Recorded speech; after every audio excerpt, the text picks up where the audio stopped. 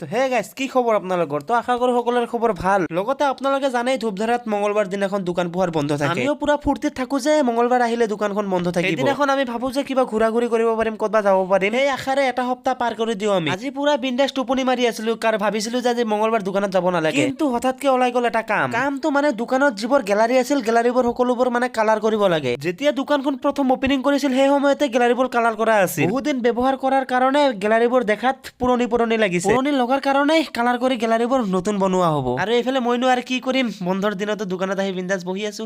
গান শুনি আছো আৰু কি কৰিম আৰু চাই আছো কি কৰে নকৰে থাকোতে হঠাৎকে আহি গ'ল এটা কাষ্টমাৰটো কেনেকৈ গম পাল যে আজি দোকান খোলা বুলি তো কাষ্টমাৰটোক কাপোৰ চাপোৰ কিবা কিবি দি কেনে মানে বিদায় কৰি দিলোঁ লগতে এইবোৰ কাপোৰে মানে গেলাৰীত আছিল সকলোবোৰ গেলাৰীৰ পৰা তলত নুমুৱাই থৈ দিছোঁ লগতে এই গেলাৰীবোৰ কালাৰ কৰাৰ আগতে দেখাত পুৰণি যেন লাগিছিল আৰু এতিয়া কালাৰ কৰাৰ পিছত চাওক দেখাত কিবা নতুন যেন লাগিছে গেলাৰীবোৰ ৰাতিপুৱা 6টা বজাত দোকানত আহিছিলোঁ আৰু এতিয়া ৰাতি 6টা বাজি গ'ল তো লগ পাম নেক্সট মিনিট ব্লগত